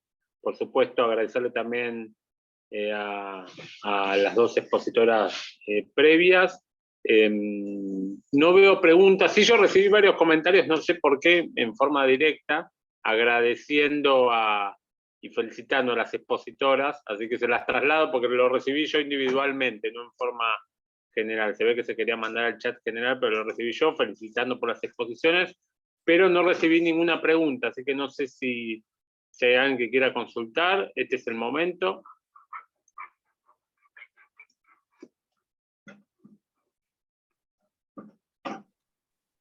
Bueno, no sé por mi si... parte, sí, Flor. Perdón, Agustín. No, la verdad es que compartiendo un poco y también nos llegaron algunas cuestiones por privado, no sé si se habrá desordenado en ese sentido, pero tenemos como 3 preguntitas que hacer a las expositoras en función de lo que fueron hablando, o que nada, estuvimos charlando en base a lo que nos llegaba y entre las integrantes del subgrupo, no sé si podemos habilitar esas 3 preguntas. Sí, sí, por supuesto, ¿Les háganlo parece? directo porque en el chat general no hay, pero... Buenísimo. Bueno, la primera pregunta es ¿cómo creen que la actual crisis económica política puede llegar a impactar en relación a estos proyectos extractivos que afectan a las comunidades? Hago una pregunta, responden y después digo las demás si les parece. Bueno, no sé si respondemos más o menos en el orden, o bueno, o quien quiera. La que le parezca contestar la consulta, porque no están direccionadas a alguien en especial, así que la que Bueno, quiera la comentar. verdad, Florencia, que es como hacer futurología. Hoy en Argentina pensar, digamos, cómo va a seguir la película y sobre todo, digamos, a nivel político y económico, que son, digamos, las grandes crisis actuales, es muy difícil de predecir. Sí, creo que los estados latinoamericanos, y Argentina dentro de estos, ha tomado una decisión de, bueno, seguir fortaleciendo un modelo de desarrollo que está recostado sobre los bienes comunes naturales que se encuentran en territorios indígenas. Y que, bueno, esto, digamos, comprende el litio, como decía Alicia, comprende petróleo, comprende, digamos, bosques, aguas, etcétera, etcétera. Y entonces, en ese sentido, creo que el pronóstico, cualquiera sea la realidad crítica de nuestro país, tiene que ver con seguir vulnerando los derechos de los pueblos indígenas. O sea, creo que es una decisión política que trasciende la gestión de un gobierno, sino que en general es una decisión política del Estado.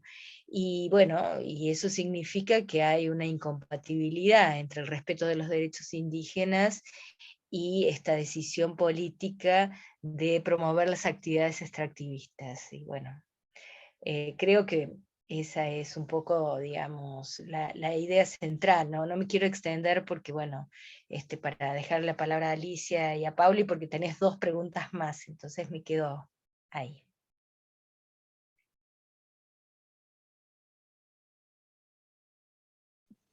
No sé si alguna más quiere sumar algo o decimos la siguiente pregunta.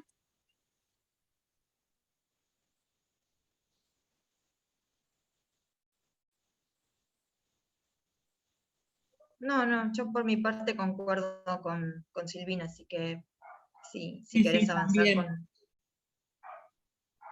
Buenísimo, bueno, la siguiente pregunta, son medio 2 preguntas en una, pero bueno, las realizamos. Preguntábamos si es posible o si se está dando en la práctica concreta la articulación entre comunidades en territorios tan dispares como las comunidades Cuom del norte o las comunidades mapuches del sur, esto en relación a lo que comentaban de la dificultad de los viajes y los recursos. Y en esta línea también marcando como o teniendo una hipótesis previa de que se dan algunas diferencias en cuanto a la caracterización política, mediática, preguntábamos qué interpretación hacen en relación justamente a esta caracterización política y mediática que se hacen de los distintos pueblos indígenas en el territorio actualmente denominado Argentina.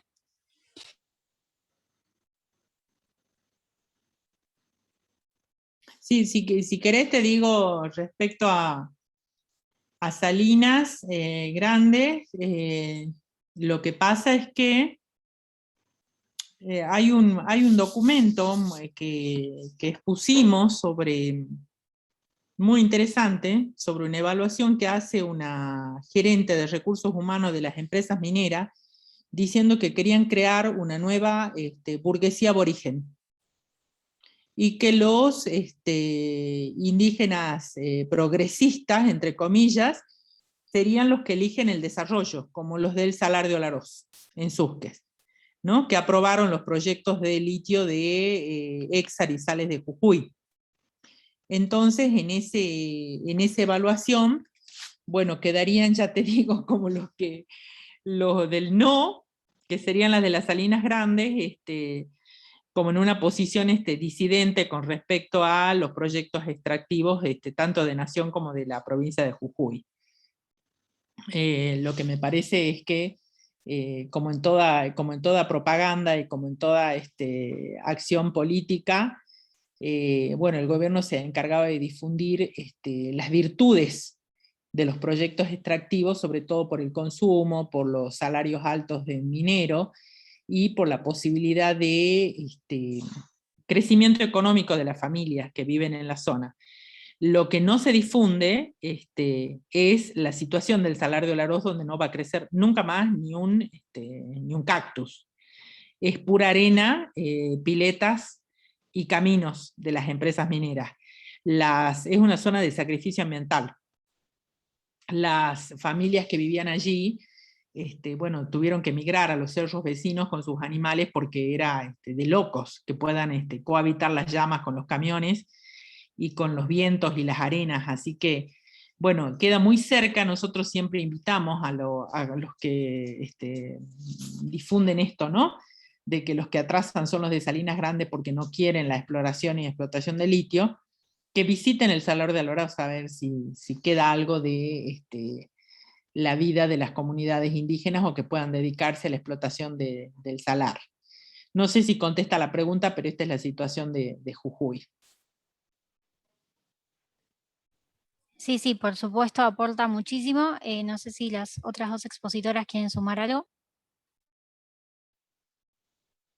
No, yo creí que la pregunta iba dirigida a ver si dentro de las organizaciones podíamos llegar a articular entre distintos pueblos o naciones indígenas. Hoy lo estamos haciendo. Hoy, sí, efectivamente, si bien, como dije, cada pueblo, cada nación tiene su propia cosmovisión. Yo formo parte de la Asamblea de Articulación de los Pueblos del Collasuyo, o sea, nos estamos nucleando por pueblos en distintas provincias. Sí hay una articulación hermandada, en la cual, o por lo menos desde los espacios que yo formo parte, sí lo estamos haciendo, y también articulamos en ese sentido en el mismo camino, entendiendo que dentro de estos 50 naciones que hay dentro del Estado argentino, cada uno tiene su idiosincrasia, su forma de trabajar, su forma de articular también con la sociedad civil. Como bien dije, los mapuches no trabajan de la misma manera que un wichí. A mí me ha pasado muchos años, trabajé en la provincia de Formosa, y hay ciertos pueblos que tienen otra forma de articular, y en este sentido también traigo a la voz de las mujeres indígenas, ¿no? Como hoy, dentro de las mujeres indígenas estamos tejiendo, estamos volviendo a esta reciprocidad de conceptos, de saberes, de trabajo articulado. Hace poquito estuvimos en Salta, éramos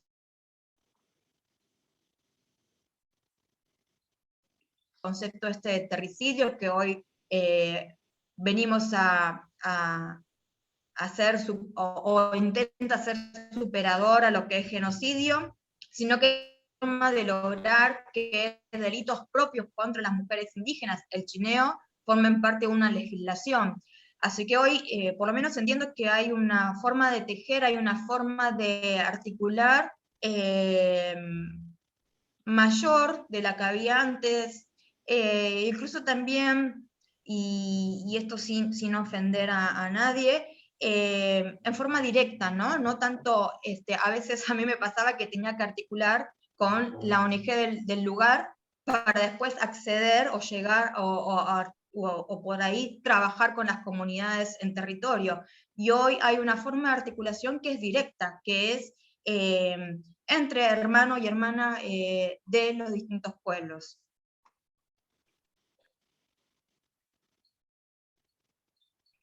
Y yo solamente quisiera agregar una cosita.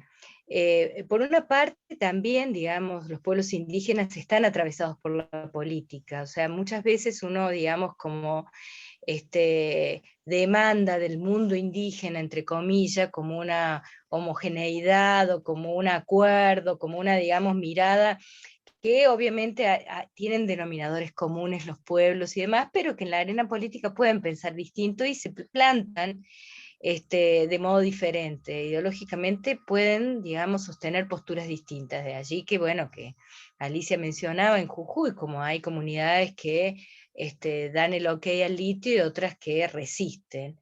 Y después decir también que a mí me parece muy relevante, porque aquí estamos en un panel de mujeres, 2 mujeres criollas, indígenas, blancas, y una mujer indígena, y en realidad la relevancia de construir espacios de interculturalidad.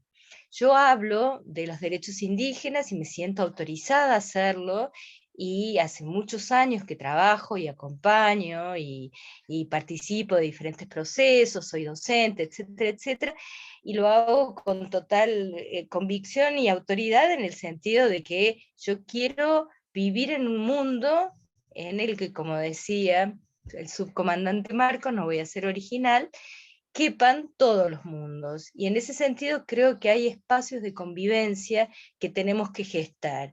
Por eso creo en la construcción permanente de interculturalidad y en el trabajo de indígenas, no indígenas, precisamente en la gestación de mundos mejores, ¿no? Y desde ese lugar trabajo. Me pareció importante también como destacarlo, ¿no? En esta, digamos, un panel que presenta varias dimensiones internacionales, locales, que vamos, venimos, y que en definitiva lo que estamos preocupados es decir, bueno, ¿cómo impacta esto en, digamos, sujetos de carne y hueso? Y en ese sentido creo que hay que trabajar en estos distintos abordajes, desde arriba, desde abajo y desde distintos pueblos, de distintas culturas, en definitiva enriqueciéndonos, que creo que era un poco la idea también de este panel.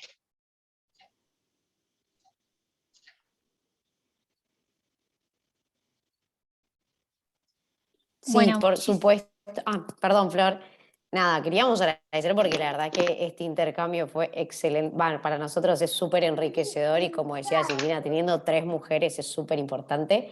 Y nos queda justo una última pregunta que creo que viene de la mano de esto que se está hablando y que hablamos desde que inició este conversatorio, es ¿qué postura se percibe la academia en relación a desarrollar estrategias para fortalecer la autonomía de las mismas comunidades? No sé, justo viene con esto que venían hablando también. Mirá, si querés, te digo algo. Hemos tenido buenas y malas relaciones con la academia, y hemos tenido en este sentido que marca Silvina, ¿no? Yo me incorporo al grupo, siempre cuando nos referimos a las comunidades de Salinas Grandes, estoy incorporada al grupo de las comunidades y hemos tenido buenas y malas, porque este derecho de consulta que proclamamos de las empresas mineras tampoco lo cumple la universidad. Entonces, nos pasó que el año pasado demandamos a la UNJU. Esa acción me la había olvidado, porque hacen un proyecto de investigación hidrogeológica acá en la provincia sin que se consultara a las comunidades. Entonces se dice en la prensa pedimos la información y no nos la dieron. Así que, bueno, y después tenemos buenos amigos, como les dije, los de la gente de Geopolítica del Litio, de la UBA, y con muchos docentes, Silvina incluida, con la que hemos conversado tantas veces, y en los proyectos en particular, nosotros tenemos un instituto de investigación del litio, por ejemplo, acá cerca en Palpalá, en una zona cerca a la ciudad capital de la provincia, donde hay investigadores del CONICET, donde siempre están divulgando cosas que hacen, y nunca jamás le dieron participación a las comunidades. Siempre por otro rol que mantengo. Yo soy abogada hace muchos años, tengo 36 años de abogada, siempre les digo, ¿no? ¿Con qué litio van a hacer los grandes proyectos que tienen? Porque los van a tener que sacar de allá de las salinas, y los actores y los protagonistas no están invitados a la mesa principal. Así que, bueno, estos investigadores del CONICET que andan investigando las baterías y demás, y que tienen toda esa línea de investigación, ellos siguen solos. Jamás han hecho ni siquiera el intento en ese sentido, en ese grupo específico, de preguntar a las comunidades qué es lo que querían en la zona. Y después los grandes eventos que han hecho, seminarios y demás, nunca fueron invitadas las comunidades. Sí, yo creo, digo dos cositas y así cierra Paula, que la verdad que la academia abre las puertas en los últimos años y está abriendo las puertas a los pueblos indígenas o al tema, me parece, al menos en la Facultad de Derecho, que es mi ámbito, el campo jurídico, porque es políticamente correcto. Entonces hay, digamos, bueno, sujetos vulnerabilizados, que hasta, digamos, y es un cajón desastre, en donde entran migrantes, pueblos indígenas, niñes, afro, adultos mayores, gente con capacidades diferentes, y así sigo con la lista de supermercado. Son, digamos, sujetos muy diferentes entre sí, y entran, digamos, a la bolsa, y entonces es como políticamente correcto tener algo que diga ahora pueblos indígenas, pero no forman parte, digamos, de la centralidad. Y los derechos de los pueblos indígenas en las facultades de Derecho no se toman en serio. Y aunque hemos dado pasos en alcanzar, digamos, un estado de situación distinto, una paridad de conocimientos, que el derecho penal, el derecho civil estén en la misma altura que los derechos indígenas, pero lo cierto es que seguimos estando muy a la cola. Por eso yo insisto en la marginalidad y en lo satelital, ¿no?, de los derechos indígenas. Es una optativa en la formación de grado, y hay abogados que se reciben y no tienen idea de lo que es un indígena, una comunidad, un pueblo, y, digamos, mucho menos cuáles son sus derechos, ¿no? Y esto es inadmisible en un Estado que se llame de derecho. Sí, y en ese sentido también quería remarcar que Silvina hablaba de los constitucionalistas que no han hecho un desarrollo importante en lo que es derechos indígenas, y bueno, justamente tenemos constitucionalistas que en los medios de comunicación o en distintos lugares salen a contradecir lo que son los derechos colectivos, salen a contradecir lo que es la autodeterminación. Sí es cierto que hoy, no solamente en la Facultad de Derecho, porque yo, la verdad que uno intenta estar en varios espacios y todo lo que puede hacer es meter el derecho indígena o acompañar, pero sí en la UBA, lo que es filosofía, lo que es antropología, en ciencias políticas, donde yo estaba terminando, también hay una amplia, por lo menos se está empezando a hablar, se está empezando a mencionar, se está empezando a tratar. ¿Es un gran paso? Sí, es sumamente importante. Justamente lo que nos quejamos, los que litigamos en esto, es que los operadores jurídicos no lo aplican. Bueno, por lo menos que hoy estudiantes, que haya un proyecto de investigación, yo formo parte estoy con el doctor Ravivaldi también trabajando, del Departamento de Filosofía. Es importante que hoy estas cuestiones se empiecen a trabajar, que por lo menos el estudiante tenga conocimiento y sepa que existen estas cosas, ¿no? En derechos humanos me costó muchísimo tiempo empezar a que haya un día que trabajemos el derecho de los pueblos indígenas, empezar a entender que hay indios también acá en Capital, que hay indios no solamente en lo que es el interior de las provincias, sino que acá mismo, que todavía se sigan desarrollando sus culturas, sus costumbres, y en ese sentido hay un amplio, por lo menos se está intentando, digo que falta, y sí, ojalá algún día tendremos una ley Yolanda, una ley Micaela sobre derechos indígenas, es lo que a veces militamos también para eso, ¿no? Pero lo importante es que se empiece, por lo menos la apertura está, no es lo máximo, pero yo creo que sí hay un avance. Y en este sentido también un poco mencionar lo que decía Alicia, yo trabajo con la comunidad de cangrejillos, ahí acompaño, mi familia es de Jujuy, así que voy seguido. Y también vemos cómo esto de hacer el indio amigo o enemigo también forma parte de lo cotidiano, ¿no? Esto es malo, porque estos no quieren acordar con tal empresa o con tal, no quieren participar en tal espacio, no, son malos, son buenos, bueno, esto también sucede. Y también después, bueno, el otro punto es en los que venimos y ejercemos un autorreconocimiento indígena, qué es lo que buscamos también, ¿no? En mi caso yo he presentado el ingreso al doctorado y hoy lo he dejado de costado y estoy haciendo una tecnicatura en Jujuy, una tecnicatura terciaria sobre quechua, entonces también los valores o lo que nosotros decidimos darle importancia. Sigo haciendo mi militancia de granito de arena en lo que es la Facultad de Derecho, pero tratando de no perder esa cosmovisión, porque también yo hablaba, y esto es cierto lo que dice Silvina, que de ver el indígena como el buen salvaje. Cuando miren, hay un autor que es Fausto Reinaga, que yo hoy estoy leyendo mucho, que hablaba de, me considero indianista, o sea, el Estado plurinacional es una etapa, pero hay un Estado superador, que ha tenido ya una doctrina en lo que es el Estado plurinacional de Bolivia. Fausto Reinaga fue uno de los más grandes intelectuales, filósofos, académicos, y hoy lo que muchos la cosmovisión andina estamos siguiendo, ¿no?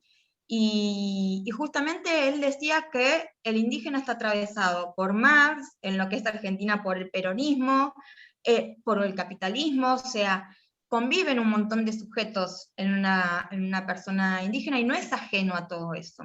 Lo mismo que con las alianzas, no somos ajenos con la tecnología, no somos ajenos, con el vocabulario no somos ajenos, y eso también hay que tenerlo en cuenta, ¿no? Por lo que nosotros, la juventud, como hoy venimos reivindicando, intentamos dentro de lo que es nuestras disciplinas, yo no inicio una inspección ocular sin que haya una ceremonia indígena, en ningún juzgado, o sea, es así. Reivindicamos estas cuestiones, pero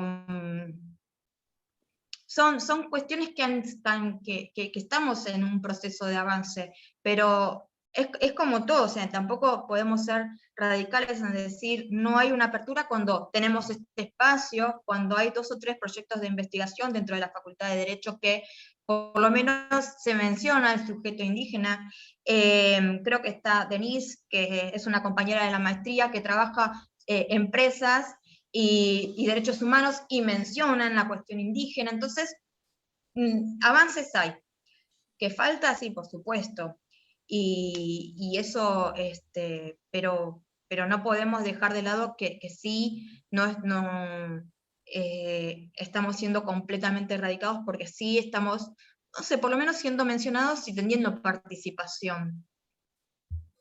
Bueno, muchísimas gracias a las 3, la verdad que excelentes las respuestas y el intercambio que se dio, nos pone muy contenta que algunas de las cosas que plantean van mucho en línea con lo que veníamos escribiendo, así que bueno, nos sentimos que venimos en un buen camino y que esta charla aportó mucho para el objetivo que queríamos buscar.